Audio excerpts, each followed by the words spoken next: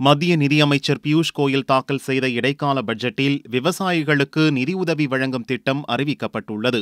2 ஹெக்டேருக்கு குறைவாக நிலம் வைத்திருக்கும் 12.56 கோடி சிறு குறு விவசாயிகளுக்கு ஆண்டுக்கு 6,000 ரூபாய் உதவித்தொகை வழங்கப்படும். 2,000 ரூபாய் வீதம் 3 தவணைகளாக அவர்களது வங்கிக் கணக்கில் செலுத்தப்படும் என பியூஷ் கோயல் அறிவித்தார்.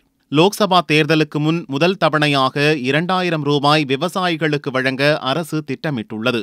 அதற்காக முன்தேதியிட்டு 2018 டிசம்பர் 1ஆம் தேதி முதல் திட்டம் அமல்படுத்தப்படுகிறது.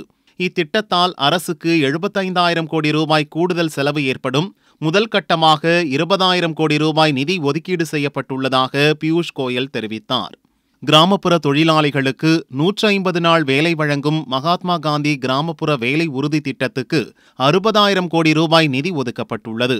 छोटे और सीमांत जो किसान हैं उनको एक प्रकार से उनकी आय में और तेज गति से बढ़े और एक समर्थन देने के हेतु प्रधानमंत्री किसान सम्मान निधि पीएम किसान नाम की एक ऐतिहासिक योजना इस सरकार ने मंजूरी की है.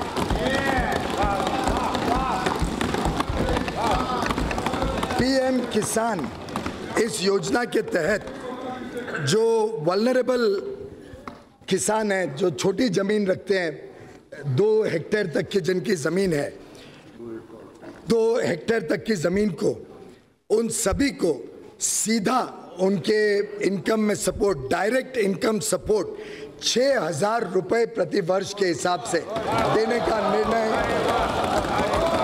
सरकार ने किया है.